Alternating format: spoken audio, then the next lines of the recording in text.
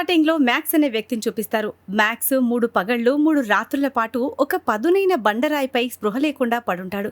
మెల్లగా కళ్ళు తెరిచి చుట్టూ చూడగానే అతను ఒక్కసారిగా షాక్ అయిపోతాడు. దూరంగా సముద్రంలో అతని తోటి నావికులు ప్రశాంతంగా నిద్రపోతున్నట్టు కనిపిస్తారు. కానీ దగ్గరకు వెళ్లి చూస్తే మ్యాక్స్ వెన్నులో వణుకు పడుతుంది. వాళ్ళంతా అప్పటికే చనిపోయి ఉంటారు. ఈ భయంకరమైన ప్రమాదంలో తానొక్కడే బతికున్నాడని మ్యాక్స్కి అర్థమవుతుంది. మనసు భారమైనా సరే ధైర్యం తెచ్చుకుని అందరి మృతదేహాలను ఒడ్డున పాతిపెడతాడు. చీకటి పడుతూ ఉండటంతో అడవిలోని నిశ్శబ్దం, తెలియని ప్రమాదాలు అతన్ని భయపెడతాయి. దాంతో అతను దగ్గరలోని ఒక పెద్ద చెట్టెక్కి రాత్రంతా అక్కడే గడుపుతాడు. మరుసటి రోజు సూర్యోదయం అవ్వగానే తాను ప్రయాణించిన పెద్ద ఓడ దూరంగా కనిపిస్తుంది. అక్కడికి వెళ్లి ఆహారం, ఇతర వస్తువులు తెచ్చుకోవాలని మ్యాక్స్ నిర్ణయించుకుంటాడు. గంటల తరబడి కష్టపడి ఎలాగలాగా ఓడ దగ్గరకు చేరుకుంటాడు. క్యాబిన్ లోపలికి వెళ్లగానే ఒక గది నుండి కుక్క ఏడుస్తున్న శబ్దం వినిపిస్తుంది. గొడ్డలితో ఆ తలుపు పగలగొట్టగానే లోపల తన ముద్దుల కుక్క సింబా ప్రాణాలతో కనిపిస్తుంది. సింబాను చూడగానే మ్యాక్స్ కళ్లలో ఆనంద బాష్పాలు వస్తాయి. ఆ తర్వాత అతనికి మరో గదిలో కొంత ఆహారం, పనిముట్లు, తుపాకులు దొరుకుతాయి. ఓడ మునిగిపోయేలోపు వాటన్నింటినీ డెక్ పైకి చేరుస్తాడు. చెక్క ముక్కలతో ఒక బలమైన తెప్పను తయారు చేసి సింబాను, సామాన్లన్నింటినీ దానిపై జాగ్రత్తగా కట్టేస్తాడు. చివరికి తన ప్యాంటు ఊడిపోకుండా ఉండటానికి కూడా ఓడలో దొరికిన తాడుని వాడుకోవాల్సి వస్తుంది. సముద్రపు అలల సహాయంతో ఆ భారీ తెప్పను ఒడ్డుకు చేరుస్తాడు. అయితే ఉన్న ఆహారాన్ని లెక్క చూసుకుంటే అది ఒక్క పూటకు మాత్రమే సరిపోతుందని అర్థమవుతుంది. దాంతో చాలా పొదుపుగా తింటూ ఇక్కడి నుండి బయటపడే దారి వెతకాలని మ్యాక్స్ అనుకుంటాడు. కాస్త ఓపిక తెచ్చుకుని రైఫిల్ పట్టుకుని అడవిలోకి బయలుదేరతాడు. ఏదైనా ఊరు లేదా ఇల్లు కనిపిస్తాయేమోనని ఆశగా వెతుకుతాడు. సెలయేళ్లు, మైదానాలు దాటుకుంటూ ద్వీపం 2 వైపుకు చేరుకుంటాడు. కానీ అక్కడ పరిస్థితి చూసి అతను నివ్వెరపోతాడు. కంటి చూపు మేరలో ఎక్కడా మనుషుల జాడ గాని, ప్రాణమున్న ఆనవాళ్లు గాని కనిపించవు. పైగా ఆ దారిలో ఓడలు కూడా ప్రయాణించవు. సహాయం అందే అవకాశం లేదని తెలిసిన మ్యాక్స్ ఆశ వదులుకోడు. తన నివాసాన్ని సముద్రం ఒడ్డుకు మార్చుకుని ప్రతిరోజు బైనాక్యులర్తో సముద్రాన్ని గమనిస్తూ ఉంటాడు. ఇలా 6 నెలలు గడిచిపోతాయి. ఒకరోజు మ్యాక్స్ సింబా ఒడ్డున గవ్వలు ఏరుతూ ఉండగా సింబా గట్టిగా అరవడం మొదలు పెడుతుంది. మ్యాక్స్ అటువైపు చూడగానే దూరంగా ఒక పెద్ద ఓడ వెళ్తూ ఉండటం కనిపిస్తుంది. అతను ఏమాత్రం ఆలోచించకుండా ముందే సిద్ధం చేసుకున్న మంటని వెలిగించి సముద్రం వైపు పరిగెడతాడు. మ్యాక్స్ తన సర్వశక్తులు ఒడ్డి అగ్నిగుండం దగ్గరకు పరిగెడతాడు. కానీ మంటలు పెద్దగా లేకపోవడంతో ఆ కాంతి ఓడలోని వాళ్ళకి కనిపించదు. ఓడ దూరం వెళ్తున్న కొద్దీ మ్యాక్స్లో ఆందోళన పెరుగుతుంది. తన దగ్గరున్న రైఫిల్తో గాల్లోకి కాల్పులు జరుపుతాడు. కానీ హోరుమంటున్న సముద్రపు అలల శబ్దం ముందు ఆ తుపాకీ శబ్దాలు గాలిలో కలిసిపోతాయి. ఓడ మ్యాక్స్ ని గమనించకుండానే ముందుకు సాగిపోతుంది. తన చివరి ఆశ కూడా ఆవిరైపోతూ ఉండటంతో మ్యాక్స్ పిచ్చోడిలా సముద్రంలోకి దూకి ఓడను అందుకోవాలని ఈదుకుంటూ వెళ్తాడు. కానీ అలల వేగానికి ఎదురు నిలవలేక విసిగిపోయి మళ్లీ ఒడ్డుకే చేరుకుంటాడు. నీరసించిపోయి ఇసుకలో పడున్న మ్యాక్స్ దగ్గరికి సింబా ఏడుస్తూ వస్తుంది. తన యజమాని బాధను చూసి అది కూడా తల్లడిల్లిపోతుంది. ఆ రాత్రి నక్షత్రాల వైపు చూస్తూ మ్యాక్స్ ఒక నిర్ణయానికి వస్తాడు. తనను రక్షించడానికి ఎవ్వరూ రారని అర్థం చేసుకుని ఈ ద్వీపాన్ని తన ఇల్లుగా మార్చుకోవాలి అనుకుంటాడు.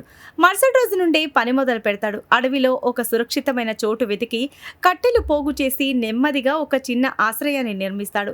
ఏడాది తిరిగేసరికి తన చేతులతోనే ఒక అందమైన ఇంటిని కట్టుకుంటాడు. మెల్లగా అతనికి ఆ ద్వీపం మీద ఉండటం అలవాటవుతుంది. అక్కడ అడవి పండ్లు, తీయని మామిడి పండ్లు, వేట కోసం జంతువులు, స్నానం చేయడానికి వేడి నీళ్లు దొరుకుతాయి. సింబా తోడుగా ఉండటంతో మ్యాక్స్ జీవితం ఒక పద్ధతిలోకి వస్తుంది. ఇలా 2 ఏళ్లు గడిచిపోతాయి. ఒంటరిగా ఉన్న సింబా ఇచ్చే ధైర్యంతో మ్యాక్స్ గడిపిస్తూ ఉంటాడు. అప్పుడప్పుడు పాత జ్ఞాపకాలు గుర్తుకొచ్చి భార్య కోసం ఏడుస్తూ ఉంటాడు. ఒకరోజు మ్యాక్స్, సింబా కలిసి సముద్ర తీరంలో నడుస్తూ ఉండగా ఇసుకలో ఒక లోతైన అడుగు జాడలు కనిపిస్తాయి. మొదట అది తనదే అనుకుంటాడు. కానీ తీరా దగ్గరికెళ్ళి చూస్తే మ్యాక్స్ గుండె ఆగిపోయినంత పనవుతుంది. అది ఒక మనిషి అడుగు జాడ. కానీ చాలా పెద్దదిగా, భయంకరంగా ఉంటుంది.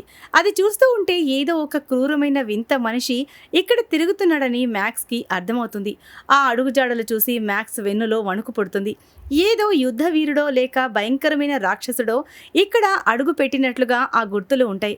మ్యాక్స్ వెంటనే తన రైఫిల్ని గట్టిగా పట్టుకుని అత్యంత జాగ్రత్తగా అడుగులు వేస్తాడు. అడవిలో ప్రతి కొమ్మ కదిలినా, ఆఖరికి గాలి శబ్దం వినిపించినా చాలా అప్రమత్తంగా గమనిస్తాడు. సింబా కూడా ఏదో తెలియని ప్రమాదాన్ని పసిగట్టినట్లుగా మెల్లగా గుర్రుమంటూ ఉంటుంది.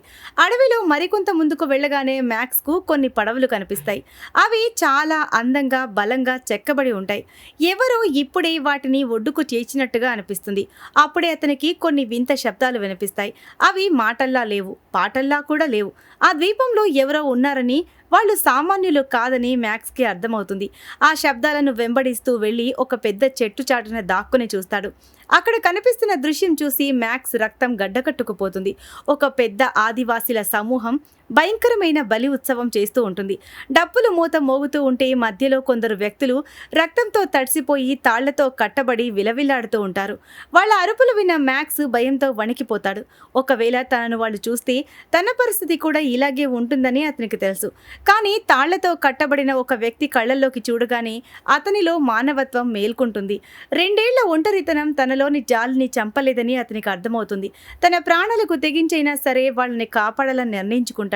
మ్యాక్స్ చెట్టు చాటు నుండి రైఫిల్ తీసి గురిపెడతాడు. సరైన సమయం చూసి ట్రిగ్గర్ నొక్కగానే తుపాకీ శబ్దం అడవిని దద్దరిల్లేలా చేస్తుంది. ఆ శబ్దానికి ఆదివాసీలంతా ఒక్కసారిగా గందరగోళానికి గురవుతారు. డప్పులు ఆగిపోతాయి. అందరూ భయంతో అరుస్తూ అటు ఇటు పరుగులు తీస్తారు. అదే అదునుగా భావించి కట్టబడి ఉన్న యువకుడు తాళ్లు తెంచుకుని అక్కడి నుండి తప్పించుకుంటాడు. కొంత దూరం పరిగెత్తాక ఆ యువకుడు నేరుగా మ్యాక్స్ ముందుకొస్తాడు. ఇద్దరు ఒక్క క్షణం అలా నిశ్శబ్దంగా ఒకరినొకరు చూసుకుంటారు. ఆ ఆదివాసీ యువకుడు ఎటువంటి కోపం చూపించకుండా మ్యాక్స్ దగ్గరకు వచ్చి మోకాళ్లపై కూర్చుని మ్యాక్స్ కాలుని తన భుజంపై పెట్టుకుంటాడు. తన ప్రాణాలను కాపాడినందుకు కృతజ్ఞతగా అతను అలా చేస్తాడు. కానీ మరుసటి క్షణమే వాతావరణం మారిపోతుంది. ఆ ఆదివాసీ యువకుడు ఒక్కసారిగా మ్యాక్స్ తుపాకీని పట్టుకుంటాడు. అది చూసి మ్యాక్స్ గుండె ఆగిపోయినంత పనవుతుంది. తాను చేసిన సాయం వికటించి ఆ యువకుడు తననే చంపేస్తాడేమో అని భయపడతాడు. మ్యాక్స్కు వెంటనే ఒక విషయం అర్థమవుతుంది. ఆ ఆదివాసికి తుపాకీ ఎలా వాడాలో అస్సలు తెలీదు. అతను దాన్ని ఒక ఎండు కర్రను పట్టుకున్నట్టు పట్టుకుంటాడు. పొరపాటున ట్రిగ్గర్ నొక్కితే ఎవరి ప్రాణాలకైనా ముప్పు రావచ్చు. మ్యాక్స్ వెంటనే తన 2 చేతులు పైకెత్తి తాను శత్రువు కాదని, స్నేహితుడని సైగలతో చెప్తాడు. కానీ వాళ్ళిద్దరి మధ్య భాష ఒక పెద్ద గోడలా నిలుస్తుంది. ఆ ఆదివాసీ మ్యాక్స్ ను అనుమానంగా భయంగా చూస్తూ ఉంటాడు. మ్యాక్స్ కోపానికి బదులు మానవత్వాన్ని చూపిస్తూ తన బ్యాగులో ఉన్న కొన్ని పండ్లు, ఎండు ఆహారాన్ని తీసి ఒక రాయిపై పెట్టి తినమని సైగ చేస్తాడు. మొదట తటపటాయించినా అది తన కోసమే అని గ్రహించిన ఆదివాసీ మెల్లగా ఆహారం దగ్గరకు వెళ్తాడు. కానీ అంతలోనే పొదల్లో అలజడి మొదలవుతుంది. 3 భయంకరమైన శత్రువులు వాళ్లపై దాడికొస్తారు. మ్యాక్స్ ఏమాత్రం ఆలస్యం చేయకుండా తన రైఫిల్ తీసుకుని ఒకరిని కాల్చి పారేస్తాడు. విచిత్రం ఏంటంటే అప్పటిదాకా తుపాకీ పట్టడం తెలియని ఆ ఆదివాసీ మెరుపు వేగంతో స్పందించి తన ఆయుధంతో మరో శత్రువును కింద పడేస్తాడు. ఇప్పుడు మ్యాక్స్ ఒంటరివాడు కాదు, అతనికి ఒక తోడు దొరికింది. అంతలోనే మ్యాక్స్ ఊహించని ఒక భయంకరమైన దృశ్యం కనిపిస్తుంది. తనతో కలిసి పోరాడిన ఆ ఆదివాసీ చనిపోయిన తన తోటివాడి శరీరంపై పడి దాన్ని తినడం మొదలు పెడతాడు. అది చూసి మ్యాక్స్ రక్తం గడ్డకట్టుకుపోతుంది. అతను ఒక నరమాంస భక్షకుడని అర్థం చేసుకున్న మ్యాక్స్ భయంతో వణికిపోతాడు. మ్యాక్స్ శబ్దం వినగానే ఆ ఆదివాసీ అక్కడి నుండి పారిపోతాడు. మ్యాక్స్ వెంటనే తన ఇంటికి చేరుకుని భద్రత కోసం ఇంటి చుట్టూ పదునైన కర్రలతో కంచె వేస్తాడు. గుంతలు తవ్వి వలలు పన్నుతాడు. రైఫిళ్లను లోడ్ చేసి పెట్టుకుని రాత్రంతా నిద్ర లేకుండా గడుపుతాడు. 6 నెలల వరకు ఏ శత్రువు దరిదాపుల్లోకి రాడు. కానీ మ్యాక్స్లో ఆందోళన పెరుగుతూ ఉంటుంది. ప్రమాదం తన దగ్గరకు రాకపోతే తానే దాని దగ్గరకు వెళ్లాలని నిర్ణయించుకుని సింబాతో కలిసి అడవిలోకి వెళ్తాడు. దురదృష్టవశాత్తు ఒక ఉచ్చులో చిక్కుకుని మ్యాక్స్ కాలు పైకి ఉండేలా చెట్టుకి తలకిందులుగా వేలాడతాడు. అతని రైఫిల్ కింద పడిపోతుంది. సింబా భయంతో అరుస్తూ అడవిలోకి పారిపోతుంది. కొద్దిసేపటి తర్వాత అదే ఆదివాసీ మ్యాక్స్ ముందుకొస్తాడు. అతని కళ్లలో ఈసారి శత్రుత్వం లేదు, కేవలం ఏదో కొత్త వస్తువుని చూస్తున్నానన్న కుతూహలం మాత్రమే ఉంది. అతను కింద పడిన రైఫిల్ను తీసి వింతగా చూస్తూ ఉంటాడు. పైన వేలాడుతున్న మ్యాక్స్ మనసులో ఒకటే ప్రశ్న, ఇతను నన్ను కాపాడతాడా లేక అంతం చేస్తాడా అని. మ్యాక్స్ తలకిందులుగా వేలాడుతున్న ఆ క్లిష్ట సమయంలో తన పళ్లతో నడుముకు ఉన్న కట్టును కొరికి అతి కష్టం మీద ఆ తాడు నుండి అతను విడిపించి కింద పడేలా చేస్తాడు. వెంటనే హెచ్చరికగా గాల్లోకి ఒక కాల్పులు జరుపుతాడు. ఆ తుపాకీ గుండు పక్కనే ఉన్న చెట్టుకు తగలడం చూసి ఆదివాసీ ఒక్కసారిగా షాక్ అవుతాడు. ఈ ఆయుధం ఎంత ప్రమాదకరమైనదో అతనికి అర్థమయ్యేలా చేయడానికి మ్యాక్స్ మరోసారి చెట్టుపైకి కాల్చగా చెట్టు బెరడు ముక్కలై గాల్లోకి ఎగురుతుంది. అది చూసి ఆదివాసీ అవాక్కవుతాడు. కానీ అతను కూడా తక్కువ వాడేమీ కాదు. నేలపై ఉన్న ఒక పదునైన కర్ర ముక్కను తీసుకుని గాలిలో గిరగిరా తిప్పుతూ దూరంగా ఉన్న చెట్టుపైకి విసిరి కొడతాడు. అది నేరుగా వెళ్లి లక్ష్యాన్ని తాకుతుంది. నీ దగ్గర తుపాకీ ఉంటే నా దగ్గర ఈ గురి ఉంది అన్నట్టుగా అతను గర్వంగా మ్యాక్స్ వైపు చూస్తాడు. ఇది చూసిన మ్యాక్స్కు ఒక విషయం అర్థమవుతుంది. ఇతను అడవి మనిషే కావచ్చు, కానీ తెలివైనవాడు. అలాగే ఇతనిలోనూ మానవత్వం ఉంది. మ్యాక్స్ అతన్ని తన ఇంటికి తీసుకెళ్తాడు. రాత్రిపూట అతనికి పండ్లు, మాంసం ఆహారంగా ఇస్తాడు. చాలా రోజుల తర్వాత మ్యాక్స్కు తాను ఒంటరి కాదనే ఫీలింగ్ కలుగుతుంది. అయితే భయం కొద్దీ రాత్రిపూట అతన్ని గొలుసులతో కట్టేస్తాడు. కానీ మరుసటి రోజు ఉదయం మ్యాక్స్ కళ్ళు తెరిచేసరికి ఆ ఆదివాసి తన గొలుసులను తానే విప్పుకుని మ్యాక్స్ కోసం ఆహారం పట్టుకుని అతని గదిలో నిలబడుంటాడు. ఆ దృశ్యం మ్యాక్స్ మనసును కరిగిస్తుంది. తన అనుమానం తప్పని గ్రహించి వెంటనే గొలుసులు తీసేసి అతనికి ఫిలిప్ అనే పేరు పెడతాడు. అక్కడి నుండి వాళ్ళిద్దరి మధ్య స్నేహం మొదలవుతుంది. మ్యాక్స్ ఫిలిప్కు తన భాష నేర్పించడం ప్రారంభిస్తాడు. ఫిలిప్ చాలా చురుకైన వాడు కావడంతో కేవలం 6 నెలల్లోనే మ్యాక్స్తో మాట్లాడడం నేర్చుకుంటాడు. ఇద్దరూ కలిసి వేటకి వెళ్తూ ఇల్లు సర్దుకుంటూ ప్రాణ స్నేహితుల్లా మారిపోతారు. ఒకరోజు సాయంత్రం మంట వద్ద కూర్చున్నప్పుడు మ్యాక్స్ బైబిల్ కథలు చెబుతూ దేవుడి గురించి వివరిస్తాడు. కానీ ఫిలిప్ తన నమ్మకం వేరని, తాము పక్షి దేవతను నమ్ముతామని చెప్తాడు. ఈ విషయంలో ఇద్దరి మధ్య చిన్నపాటి వాగ్వాదం జరుగుతుంది. కోపంలో మ్యాక్స్ ఫిలిప్ను అడవి మనిషి అని తిట్టడంతో మనస్తాపం చెందిన ఫిలిప్ ఇల్లు వదిలి వెళ్ళిపోతాడు. కొన్ని రోజులు ఇద్దరు ఒకే ద్వీపంలో ఉన్న అపరిచితులా తిరుగుతారు. కానీ మ్యాక్స్కు మెల్లగా తన తప్పు అర్థమవుతుంది. ఎదుటి వాళ్ళ నమ్మకాలను గౌరవించడమే నిజమైన స్నేహమని గ్రహిస్తాడు. చివరికి ఫిలిప్ దగ్గరకు వెళ్ళి మనస్ఫూర్తిగా క్షమాపణ కోరుతాడు. ఇకపై ఒకరి నమ్మకాల్లో ఒకరు జోక్యం చేసుకోకూడదని, గౌరవంగా ఉందామని చెప్తాడు. ఆ తర్వాత మ్యాక్స్ ఫిలిప్ను ఒక మాట అడుగుతాడు. నన్ను క్షమిస్తావా ఫిలిప్ అని. మ్యాక్స్ అడగడంతో వాళ్ళిద్దరూ మళ్ళీ స్నేహితులవుతారు. వాళ్ళ బంధం మునుపటి కంటే బలపడుతుంది. ఖాళీ సమయంలో సముద్ర తీరంలో పీతల పందాలు వేస్తూ నవ్వుకుంటూ గడుపుతారు. కానీ ఒకరోజు ఫిలిప్ తన తెగ నియమాలను ఉల్లంఘించినందుకు తనను బలి ఇవ్వడానికి ఇక్కడికి పంపారని మ్యాక్స్కు చెప్తాడు. మ్యాక్స్ తనను కాపాడాడు కాబట్టి ఆ తెగ వాళ్ళు బలి ఉత్సవాన్ని పూర్తి చేయడానికి ఖచ్చితంగా మళ్లీ వస్తారని హెచ్చరిస్తాడు. దీంతో వాళ్ళు ఒక ప్లాన్ వేస్తారు. పాత బలిపీఠం వద్ద పేలుడు పదార్థాలను అమర్చి వాళ్ళు రాగానే అంతం చేయాలని నిర్ణయించుకుంటారు. ఈలోపు ఒక భయంకరమైన ప్రమాదం జరుగుతుంది. పేలుడు ధాటికి మ్యాక్స్ 10 ఏళ్ల నేస్తం, అతని ప్రాణ సమానమైన కుక్క సింబా ఆ మంటల్లో కలిసిపోతుంది. సింబాను తన ఇంటి ఆవరణంలోనే పాతిపెట్టి మ్యాక్స్ కన్నీరు మునీరవుతాడు. ఆ తర్వాత ఇంగ్లాండ్ వెళ్ళడానికి తెప్పను తయారు చేస్తూ ఉండగా తెల్లజాతీయులు తమను బానిసలుగా చేసుకుంటారనే భయంతో ఫిలిప్ మ్యాక్స్ను అపార్థం చేసుకుని దూరం అవుతాడు. కానీ చివరికి మ్యాక్స్ కష్టాన్ని చూసి తన ప్రాణ స్నేహితుడికి తోడుగా ఉండాలని ఫిలిప్ తిరిగి వస్తాడు. అయితే ప్రకృతి వాళ్ళని పరీక్షించినట్టుగా ఒక పెద్ద తుఫాన్ వస్తుంది. ఆ తుఫాన్ దాటికి వాళ్ళు ప్రాణప్రదంగా తయారు చేసుకున్న తెప్ప కొట్టుకుపోతుంది. వాళ్ళ కష్టమంతా బూడిదలో పోసిన పన్నీర్ అవుతుంది. మరోవైపు పౌర్ణమి రాత్రి దగ్గర పడుతూ ఉండటంతో ఆదివాసీలు వచ్చే సమయం ఆసన్నమవుతుంది.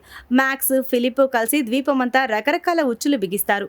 అద్దాలతో వెలుతురును మళ్లించే యంత్రాలు, ఆటోమేటిక్ గన్ సెటప్ సిద్ధం చేస్తారు. పౌర్ణమి రాత్రి ఆదివాసీలు అడుగు పెట్టగానే యుద్ధం మొదలవుతుంది. మ్యాక్స్ తన వేషధారణ మార్చుకుని వాళ్ళని ఉచ్చులోకి లాగుతాడు. కానీ ఆ పోరాటంలో ఒక ఆదివాసీ విసిరిన బాణం నేరుగా మ్యాక్స్ గుండెల్లోకి దిగుతుంది. ఫిలిప్ వెంటనే ఆ శత్రువును చంపి మ్యాక్స్ గాయానికి అడవి మందులు వేస్తాడు. కానీ గాయం విషతుల్యం కావడంతో మ్యాక్స్ బతకడం కష్టమని తెలుస్తుంది. తన స్నేహితుడిని బతికించుకోవడానికి ఫిలిప్ ప్రాణాలకు తెగించి మ్యాక్స్ను తన తెగ వద్దకే తీసుకువెళ్తాడు. అక్కడ వైద్యం జరిగిన తర్వాత మ్యాక్స్ కోలుకుంటాడు. కానీ ఆ తెగ నియమం ప్రకారం కోలుకున్న మ్యాక్స్ తన స్నేహితుడైన ఫిలిప్తో ప్రాణాలకు తెగించి పోరాడాలి. ఆ యుద్ధంలో ఎవరు గెలిచి ప్రాణాలతో మిగిలితే వాళ్ళకి అక్కడి నుండి వెళ్లే అనుమతి ఉంటుంది. నియమం ప్రకారం మ్యాక్స్ ఫిలిప్ ఒకరినొకరు ఎదుర్కోవడానికి మధ్యలో నిలబడతారు. నిన్నటి వరకు ప్రాణ స్నేహితులుగా ఉన్న వాళ్ళు ఇప్పుడు ఒకరిని ఒకరు గాయపరచుకోవడానికి వణికిపోతారు. కానీ పోరాడకపోతే ఇద్దరిని చంపేస్తారనే కఠినమైన శిక్ష వాళ్ళని భయపెడుతుంది. గత్యంతరం లేక వాళ్ళ మధ్య పోరాటం మొదలవుతుంది. ఆ పెనుగులాటలో మ్యాక్స్ కింద పడిపోతాడు. అతని దగ్గరున్న కత్తి దూరంగా పడిపోతుంది. తన స్నేహితుడి చేతిలో చావడమే మేలని భావించి మ్యాక్స్ కళ్ళు మూసుకుంటాడు. ఫిలిప్ కత్తి ఎత్తుతాడు. కానీ తన గుండె ముక్కలవుతున్నట్టుగా అనిపించి మ్యాక్స్ పై దాడి చేయలేకపోతాడు. సరిగ్గా అదే సమయంలో ఒక్కసారిగా తుపాకీ పేలిన శబ్దం వినిపిస్తుంది. మ్యాక్స్ కళ్ళు తెరిచి చూసేసరికి ఫిలిప్ రక్తం కారుతూ అతని ఒడిలో కూలిపోతాడు. తెల్లజాతీయులు మళ్లీ ఆ తెగపై దాడి చేయడానికి రావడంతో పొరపాటున ఆ తుపాకీ గుండు ఫిలిప్ కి తగులుతుంది. తన ప్రాణ స్నేహితుడు తన కళ్ల ముందే ప్రాణాలు వదలడంతో మ్యాక్స్ గుండె పగిలిపోతుంది. ఆ ద్వీపంలో 15 ఏళ్ల పాటు పోరాడిన మ్యాక్స్ చివరికి ఆ తెల్లజాతీయుల ఓడలో తన స్వదేశానికి చేరుకుంటాడు. హాస్పిటల్లో కోలుకున్న తర్వాత తన భార్యను కలుసుకుని ఆనందంతో హత్తుకుంటాడు. కానీ ఈ రోజు కూడా అతను ఒంటరిగా కూర్చున్న సమయంలో ఆ ద్వీపంలో తనతో కలిసి కష్టసుఖాలు పంచుకున్న ఆత్మీయ మిత్రుడు ఫిలిప్ అతని కుక్క సింబా జ్ఞాపకాలు అతన్ని వెంటాడుతూనే ఉంటాయి. మ్యాక్స్ ఆత్మలో ఆ స్నేహం, ఆ పోరాటం ఎప్పటికీ సజీవంగానే ఉంటాయి. ఈ సీన్తోనే ఈ మూవీ ఎండ్ అవుతుంది. సో ఇది ఫ్రెండ్స్ ఇవాల్టి స్టోరీ.